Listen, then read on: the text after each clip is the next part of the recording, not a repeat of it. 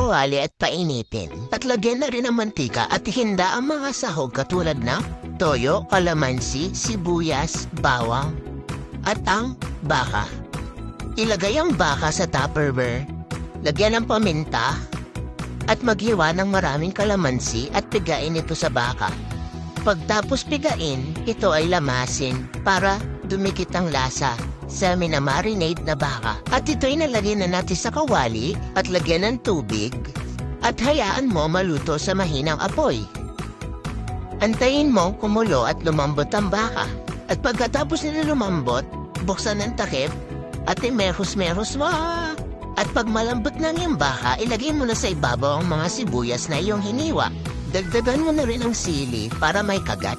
At pagkatapos, maghanda ka ng kanin para ipatikim na sa iba. Ito nga pala ang beef steak ala Kapampangan.